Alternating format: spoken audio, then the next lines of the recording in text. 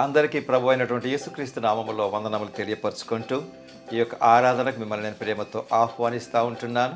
ప్రార్థన చేసుకొని మనం ఆరంభించుకుందాం. ప్రేమ కనికరం కలిగిన ప్రియ పరలోకపు తండ్రి, ఇంతవరకు ప్రభువా మీరు మాతో ఉన్నందుకై మీకు వందనములు. ప్రభువా మీ యొక్క త్యాగాన్ని మేము జ్ఞాపకం చేసుకుంటూ మీరు మాకు నేర్పినటువంటి విధముగా ఇతరులతో ప్రేమ కలిగి ఉండటానికి ప్రభువా మేము నేర్చుకోవడానికి మీరు మాకు సహాయం దయచేయండి. మరొకసారి కొన్ని నిమిషములు లేఖన భాగములను ప్రభువా మేము ధ్యానించనైంటుండగా పరలోక జ్ఞానం చేత ప్రభువా వాటిని గ్రహించగలిగిన శక్తిని మాకు అనుగ్రహించి తండ్రి ఇంకను మేము మీ యందు బలపడే కృపసూపమని యేసు నామములో అడిగి వేడుకుంటున్నాను తండ్రి, ఆమెన్. మంచిదండి.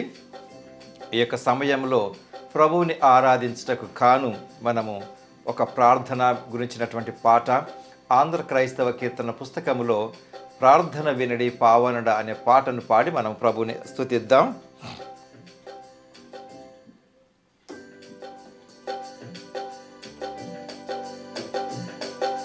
ప్రార్థన వినడి పావనుడా, ప్రార్థన మాకు నేర్పుమయా.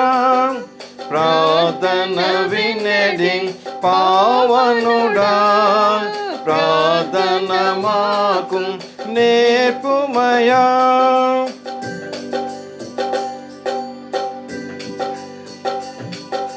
శ్రేష్టమైన భావము గూర్చి శిష్య బృందముకు నేర్పితివి. శ్రేష్టమైన భావము గూర్చి శిష్య బృందముకు నేర్పితివి. పరముడ నిన్ను ప్రణుతించెద ప్రియముగ, పరలోక ప్రార్థన నేర్పుమయా. ప్రార్థన వినడి పావనుడా, ప్రార్థన మాకు నేర్పుమయా.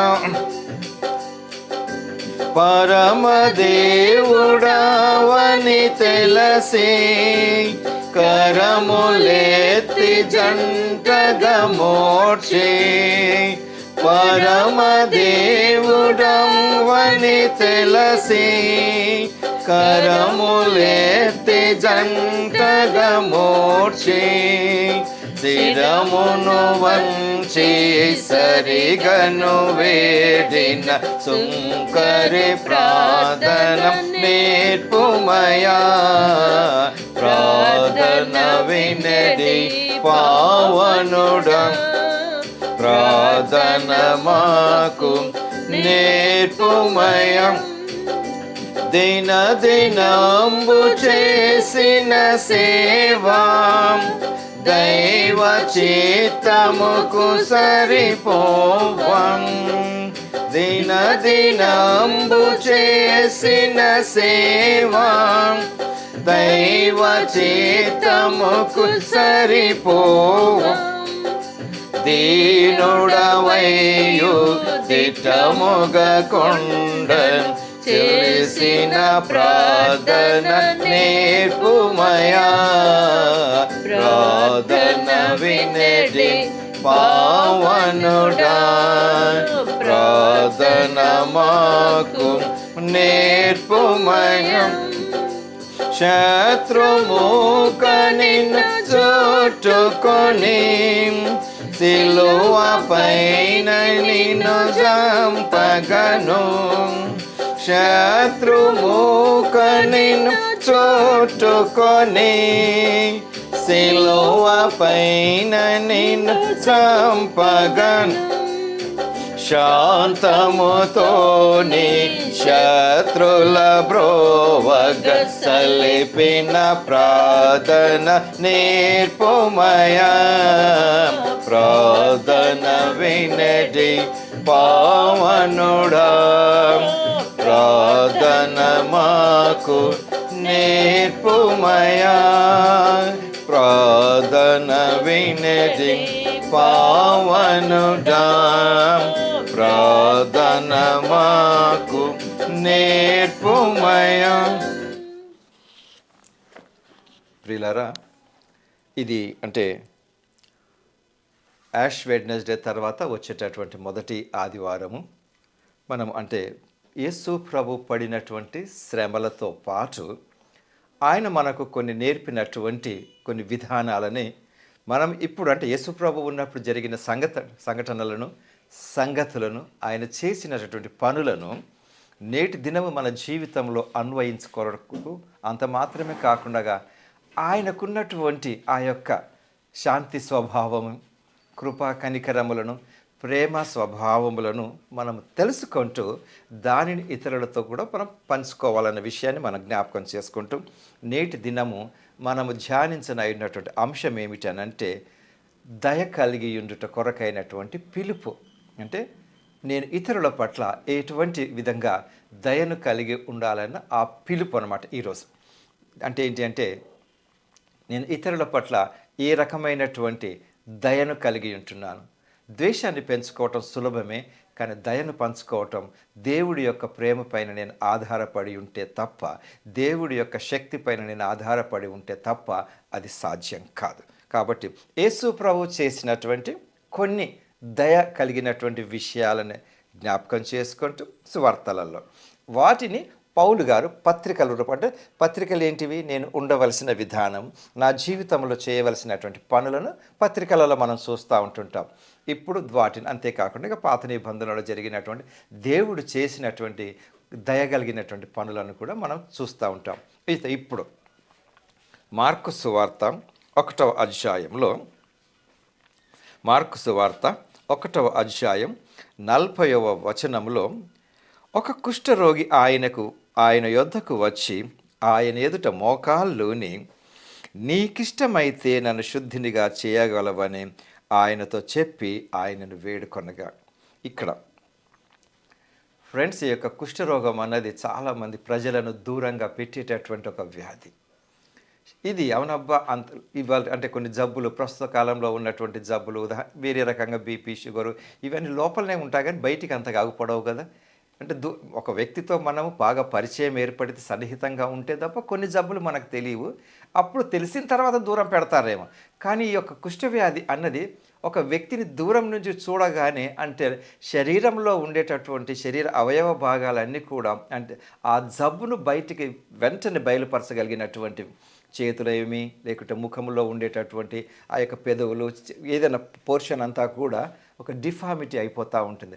తనకున్నటువంటి ఆ యొక్క రూపాన్ని కోల్పోయి వేరే రూపంగా మారుతుంది. కాబట్టి వెంటనే గుర్తుపట్టగలిగినటువంటిది.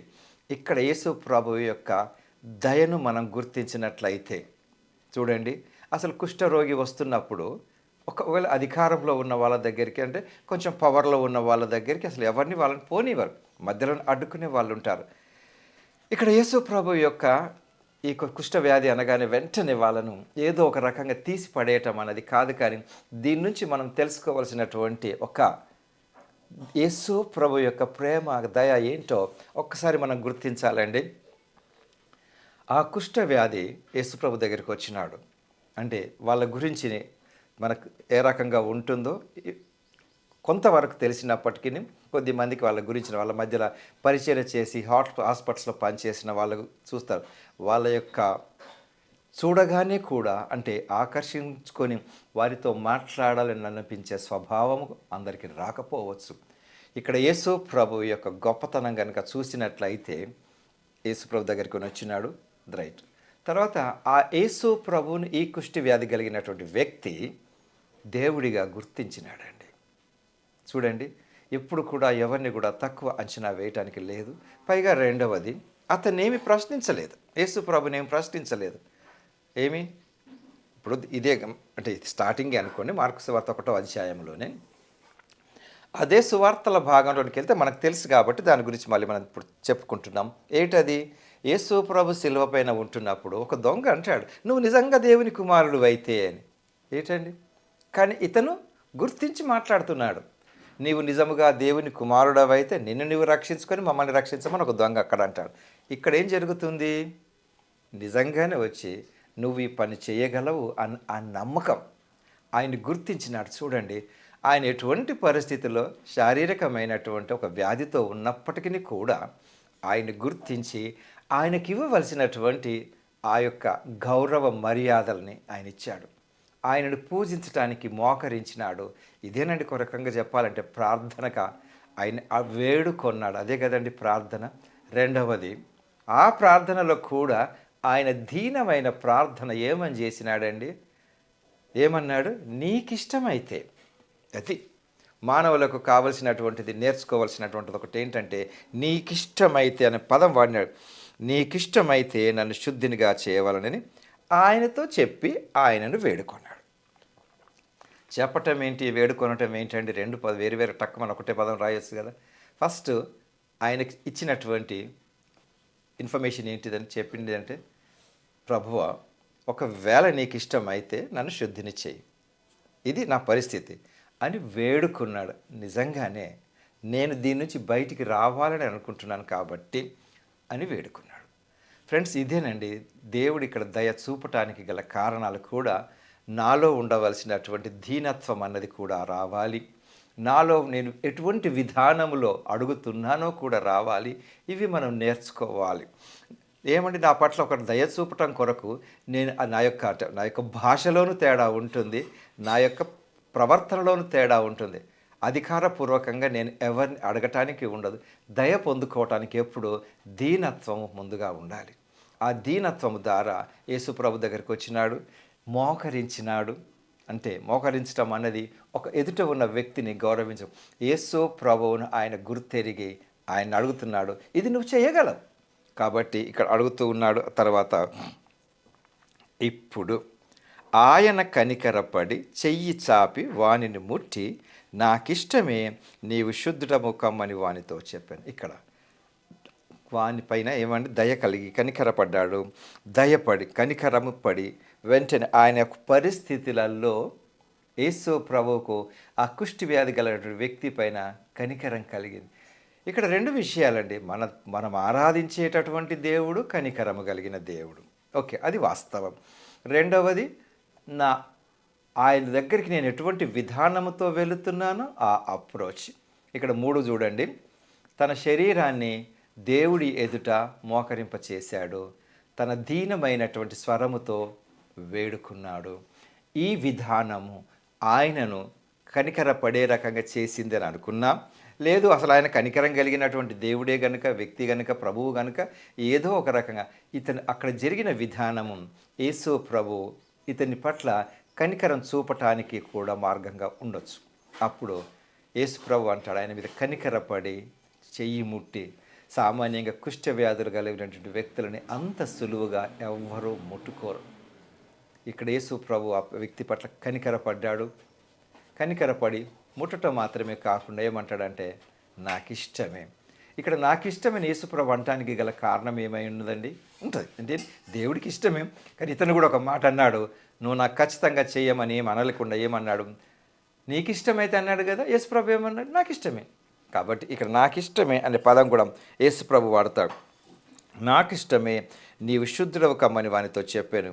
వెంటనే కుష్ఠరోగము వానిని విడిచెను గనుక వాడు శుద్ధుడాయను.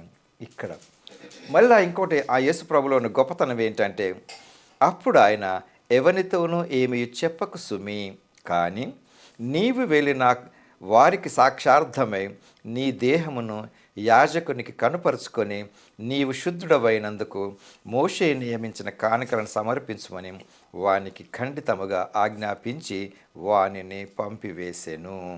ఇక్కడ ఏమన్నాడంటే, నీకు యాజకుల దగ్గరికి వెళ్ళు ఫస్ట్. నీ గురించి అంటే మందిరాలలో, ఆలయాలలో, దేవాలయంలో, గుడిలో జరిగిస్తున్నటువంటి యాజకులకు నువ్వు చూయించు. ఇక్కడ ఇంకొక రీజన్ కూడా, అంటే ఎక్స్పర్ట్స్ ఏమంటుంటారంటే, మనము సజీవుడైనటువంటి దేవునికి యాజకత్వం నిర్వర్తించేటటువంటి వ్యక్తులు కొద్దిమంది ఉంటారు కదా. వారు జరిగిస్తున్నటువంటి పనిని ఎవరి కొరకండి? మా పాపం నుంచి విడుదలను, మా యొక్క కష్టముల నుంచి మమ్మల్ని తప్పించడం కొరకు చేసిన యాజకులు చేస్తున్నారు కదా. ఆ యాజకత్వాలకు నువ్వు చూయించుకున్నప్పుడు ఏం జరుగుతుంది అని అంటే, వీరు ఎవరినైతే ఆరాధిస్తున్నారో ఆయన్ని నేనే అనేటటువంటి ఒక ఇన్ఫర్మేషన్ కూడా వాళ్ళకి ఇవ్వచ్చు అని యేసుప్రభు అని ఉంటాడేమోనని ఎక్స్పర్ట్స్ యొక్క అభిప్రాయం. ఇక్కడ ఇతను వెళ్ళినాడు. అంతేకాదు, కేవలం నువ్వు వాళ్ళకి చెప్పాడు, నీవు కృతజ్ఞత కలిగి ఉన్నావు అనటానికి ఆధారం కూడా నియమించినటువంటి కానుక పరిచర్యార్థమై నువ్వేమో అంటున్నావు. చెప్పిన తర్వాత ఇప్పుడు ఈ వ్యక్తి ఏం చేసినాడు? అయితే వాడు వెళ్ళి దానిని గూర్చి విస్తారముగా ప్రకటించుటకును ఆ సంగతి ప్రచురము చేయుటకును ఆరంభించను గనుక ఇక పట్టణములో బహిరంగముగా ప్రవేశింపలేక వెలుపల అరణ్య ప్రదేశములలో నుండెను. నలుదిక్కుల నుండి జనులు ఆయన యుద్ధకు వచ్చుచుండిరి. చూడండి, ఇక్కడ జరిగినటువంటి విషయం ఏంటంటే ఒక వ్యక్తి యొక్క స్వస్థత. పైగా ఇక్కడ జరిగినటువంటి స్వస్థతకు ముఖ్య కారణం యేసు ప్రభు ఆ వ్యక్తి పైన కనికర పడటం.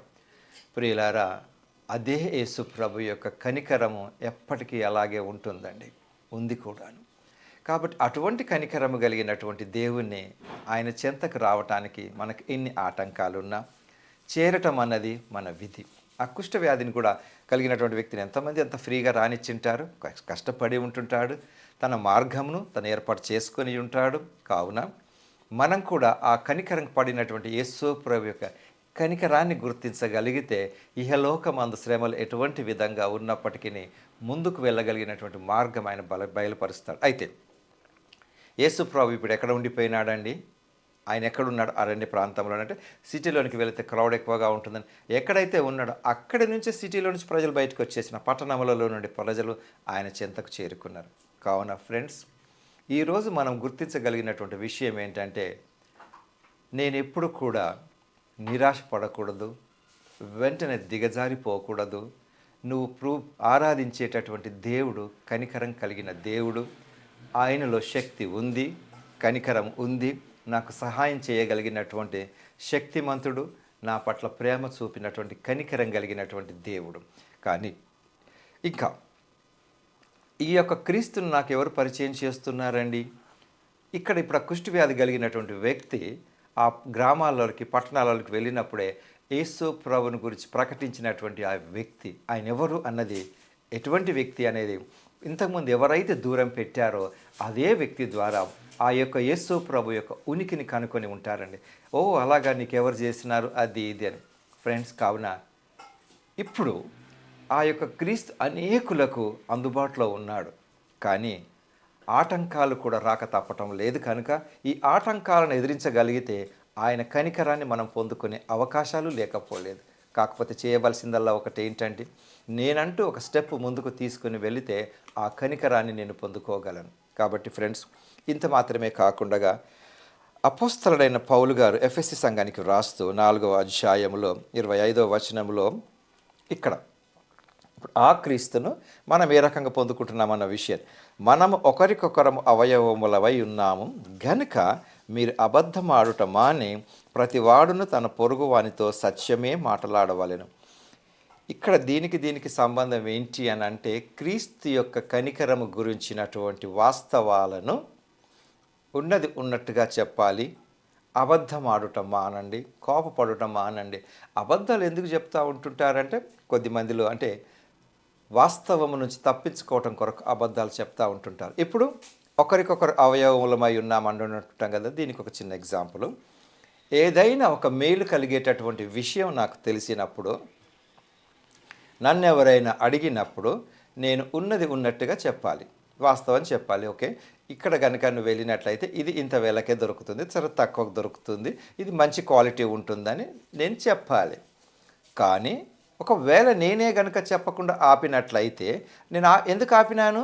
అవతలి వ్యక్తి మేలు పొందుకోకూడదు అన్న ఉద్దేశం నాలో కలిగినప్పుడు, రెండవ వ్యక్తి మేలు పొందుకోకుండా ఉండాలి అని ఎందుకు అనుకుంటున్నానంటే, కనికరం అనేటటువంటి ఆ యొక్క శబ్దం కానీ కనికరం అనేటటువంటిది నాలో లేనప్పుడు నేను అబద్ధం చెప్తాను. ఏమని చెప్పవచ్చు?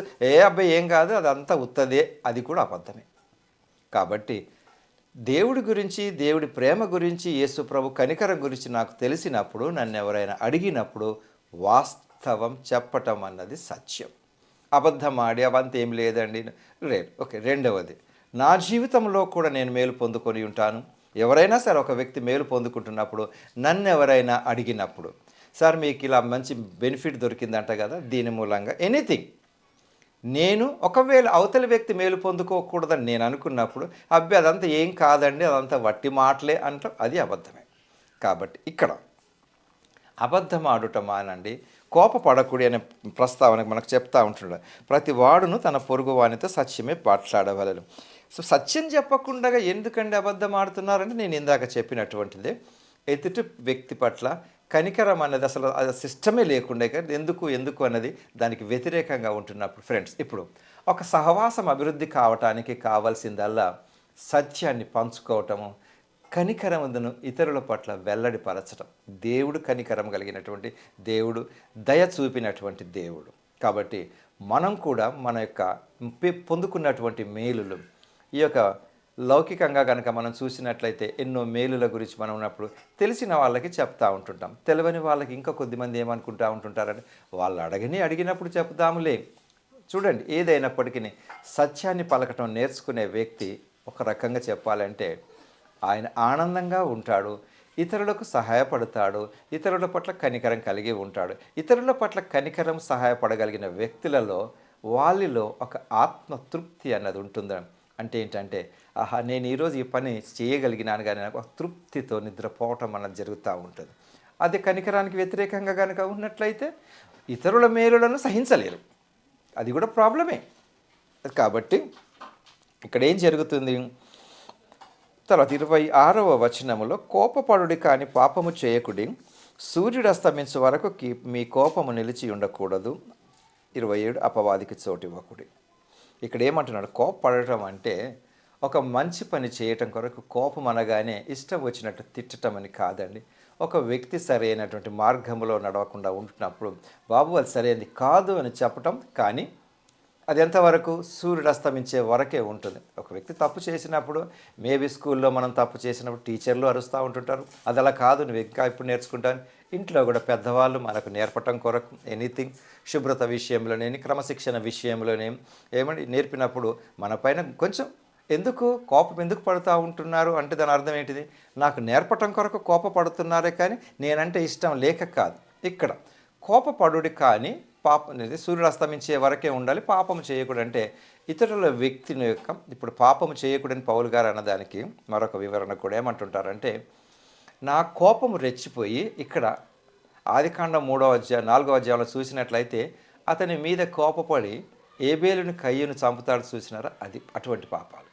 కోపంతో ఉంటున్నప్పుడు కొంతమంది అత్యధికమైనటువంటి భావోద్రేకాలతో ఉప్పొంగిపోయి ఇతరులకు హాని చేయటం అన్నది పాపం. కాబట్టి ఇక్కడ అలా కాకుండా సూర్యుడు అస్తమించే వరకు ఎంత ఉన్నదంటే రాత్రి పడుకున్నారంటే ప్రశాంతంగా పడుకొని మరుసటి దినాన్ని ఏమండి చాలా ప్రశాంతంగా చూడండి. మరి మరుసటి దినం గురించి అని అంటే ఈరోజు రాత్రి పడుకుంటున్నాం కదా, ఆ రోజులలో సిస్టమ్స్ ఎలా ఉండేది అని అంటే ఈరోజు రాత్రి పడుకున్నామని అంటే అక్కడ రాత్రి నాకేం జరుగుతుందో నాకు తెలియదు, రేపటి దినం ఉంటుందో ఉండదో నాకు తెలియదు. కాబట్టి ఈ యొక్క సాయంత్రంతో ఈ యొక్క కోపాన్ని అంతా కనుక నేను ముగిసినట్లయితే రాత్రి నిద్రపోయినప్పుడు కూడా నేను ప్రశాంతంగా ఉంటాను. కాబట్టి ఫ్రెండ్స్, మనకు పౌలు గారు కూడా జ్ఞాపకం చేస్తున్నారు. కాబట్టి అపవాదికి కూడా చోటు ఇయ్యకుడి. అపవాదికి చోటు ఇయ్యకుడి అని అంటే అపవాది తనంతట తానుగా వచ్చినప్పటికీ నా చుట్టూ ఉన్నటువంటి బౌండరీని బట్టి వాడు నా దగ్గరికి రాలేకపోవచ్చు. యోబు విషయంలో మనం విన్నాం. యోబు గురించి అపవాది యెహోవా దేవునితో మాట్లాడుతున్నప్పుడు అతడు ఊరకయే నీతిమంతుడు, నువ్వు ఆయనకు ఒక ప్రొటెక్షన్ ఇచ్చి ఉంటున్నావు కదా అంటే ఆ ప్రొటెక్షన్ నుంచి నేను బయటికి వెళ్ళగలిగినటువంటి మానవుడికి ఒక స్వతంత్రం ఉంది. కాబట్టి నేను వెళ్ళి అపవాదిని యొక్క వాడి కుతంత్రములలో పడే అవకాశం నాకు ఉంటుంది. కాబట్టి అపవాది కూడా చోటు. ఈ అపవాది యొక్క తత్వం ఏంటంటే ఒక వ్యక్తి ఇతరులపైన కనికర పడుతున్నప్పుడు దానిని దూరం చేస్తూ ఉంటాడు. నీకెందుకు నువ్వేం బెనిఫిట్ పొందుకుంటున్నావు. కాబట్టి అపవాదికి కూడా చోటు ఇవ్వకూడదు అనే విషయాన్ని మనకు జ్ఞాపకం చేస్తున్నాడు. ఇంకా 145వ కీర్తన కనుక చూసినట్లయితే 145వ కీర్తన ఇక్కడ ఏమంటున్నాడు, రాజవైన నా దేవా నిన్ను గణపరచెదను, నీ నామమును నిత్యము సన్నతించెదము, అనుదినము నేను నిన్ను స్తుతించెదను, నిత్యము నీ నామమును స్తుతించెదను. 9వ వచనం, యెహోవా అందరికి ఉపకారి, ఆయన కనికరములు ఆయన సమస్త కార్యముల మీద ఉన్నవి. ఆయన కనికరములు కనికరము లేకుండగా మనమేమి సమస్త కార్యముల మీద ఉన్నాయి. ఆయన కనికరం దేని మీద చూపించినాడండి, సూర్యుని చేశాడు మనకు వెలుగు, వెలుగుతో పాటు ఉష్ణోగ్రత ఒకలాంటి వేడి. ఎందుకు అది అవసరము? వృక్షములకు ఆ వేడి మూలంగా ఆ వృక్షములు సరే ఆహా ఆకులలో పత్రహరితము, రెండవది ఫలములు రావటం జరుగుతుంది. రాత్రివేళ చల్లదనం, నీరు ఇవన్నీ ఆయనవే. పక్షులు పక్షులు కూడా ఎందుకు చేసినాడండి? డిఫరెంట్ ఒక్కొక్క దానికి ఒక్కొక్క భావం ఉంది. నీ పట్ల నా పట్ల కూడా ఆయన కనికరం చూపుతున్నాడు. కాబట్టి ఫ్రెండ్స్, కనికరం కలిగినటువంటి దేవుణ్ణి ఆరాధించే నీవు మొట్టమొదటిగా ఆయన కనికరాన్ని నువ్వు గుర్తించాలి. రెండవదిగా ఆయన కనికరాన్ని పొందుకున్న నేను ఇతరులకు ఆటంకంగా ఏమైనా ఉన్నానా? మనం ఒకరికొకరం అవయవములమై ఉన్నాము గనుక వీటిని మనం ఎంతవరకు పాటిస్తున్నామన్న విషయాన్ని మనం గుర్తెరగాలి. కాబట్టి ఫ్రెండ్స్, ఈ యొక్క పీరియడ్లో ఆయన కనికరాన్ని గుర్తిద్దాం. కనికరం పొందుకున్నటువంటి మనము కనికరాన్ని పంచడానికి ప్రయత్నం చేద్దాం. ఆ కుష్టి వ్యాధి కలిగినటువంటి వ్యక్తి ఎంత దీనంగా ఆయన యందు మోకరించి తన యొక్క కోరికను ఆయన ఎదుట పెట్టినాడో అదే రకంగా మనమును నేర్చుకోవాలి. తర్వాత అతను క్రీస్తును అనేకులకు ప్రకటించటం జరిగిన మూలంగా ఇతరులను కనికరం అంటే ఇతను ప్రకటించటం మూలంగా కనికరాన్ని నిన్న పొందుకున్నాడు, దీన్ని ఇతరులకు చూపించినాడు. అప్పుడు అనేకులు క్రీస్తు చెంతకు వచ్చి వాళ్ళు కూడా మేలు పొందుకున్నారు. కావున ఈ యొక్క సమయంలో ఒకసారి క్రీస్తు నీ పట్ల చూపిన కనికరాన్ని నువ్వు ఒకసారి జ్ఞాపకం చేసుకోవాలి. ఏ విషయములలో గతంలో ఏ సందర్భాలలో ఆయన కనికరం అప్పుడప్పుడు మనం మాటలు వినే ఉంటుంటాము. ఇదంతా ప్రభు కృప అండి, దేవుడి దయ అండి అంటుంటాం కదా. నువ్వెంతవరకు మేలు పొందుకున్నావో కూడా దీన్ని గ్రహించి ఆ కృపలో ఇంకా ఎదిగే సహాయం దేవుడు మనందరికీ అనుగ్రహించును గాక. ప్రార్థన చేసుకుందాం. కనికరం కలిగినటువంటి మా ప్రియ పరలోకపు తండ్రి, మీరు మాకు ఇచ్చినటువంటి వర్తమానమును బట్టి మీకు వందనాలు చెల్లించుకుంటూ, ప్రభువా, పరమును వీడి భూలోకంలో మీరు మా పట్ల చేసిన త్యాగం కొరకై మీకు వందనాలు చెల్లించుకుంటూ, వాక్యమైన మేమందరం కూడా ఇంకను మీ యొక్క కృపలో ఎదిగా సహాయం దయచేయమని మీ యొక్క నామానికి కలిగిన ఘనతను మేము ఇస్తూ మీ యొక్క ప్రభువ రాకడ పర్యంతం అనునిత్యం ఆధ్యాత్మికంగా ఎదిగే కృప చూపమని యేసు నామమున అడిగి వేడుకుంటున్నాను తండ్రి. ఆమెన్. మంచిదండి. తిరిగి కలుసుకొని పర్యంతం ప్రభు కృప మనకు తోడైండును గాక. ఆమెన్.